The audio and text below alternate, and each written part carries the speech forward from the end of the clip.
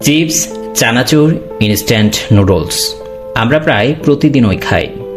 কিন্তু জানেন কি, এই খাবারগুলোই ধীরে ধীরে বাড়িয়ে দিচ্ছে হৃদরোগ, স্ট্রোক আর উচ্চ রক্তচাপের ঝুঁকি।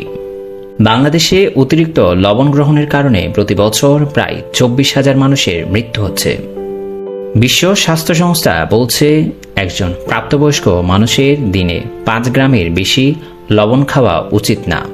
কিন্তু বাংলাদেশে একজন মানুষ গড়ে প্রায় 9 গ্রাম লবণ খাচ্ছেন, মানে প্রয়োজনের প্রায় দ্বিগুণ।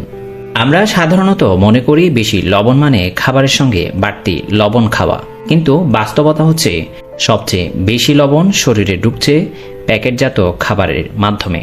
চানাচুর, ইনস্ট্যান্ট নুডলস, স্যুপ, আচার, লবণাক্ত বিস্কুট এসব খাবারে থাকে উচ্চমাত্রার সোডিয়াম।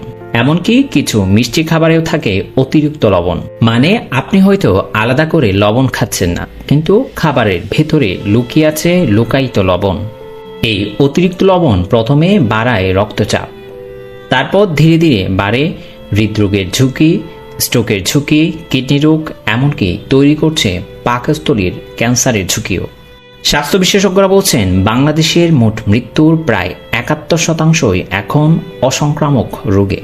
সবচেয়ে উদ্বেগের বিষয় হলো এখন সবচেয়ে বেশি প্যাকেটজাত খাবারের দিকে ঝুঁকছেন শিশুরা। স্কুল শেষে একটা চিপস, বিকেলে নুডলস, রাতে প্রসেস করা খাবার। ছোট ছোট এই অভ্যাসগুলোই একসময় বড় স্বাস্থ্য ঝুঁকিতে পরিণত হতে পারে।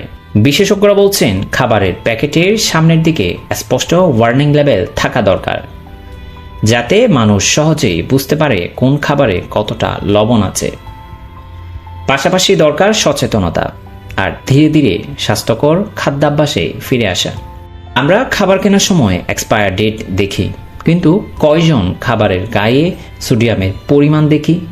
সমস্যা হচ্ছে আমরা স্বাদের জন্য খাচ্ছি, কিন্তু শরীর তার হিসাব রাখছে। তাই পরের বার চিপস বা নুডলস কেনার আগে একবার প্যাকেটটা পড়ে দেখবেন, কারণ স্বাদের আড়ালেও লুকিয়ে থাকতে পারে বড় ধরনের স্বাস্থ্য ঝুঁকি।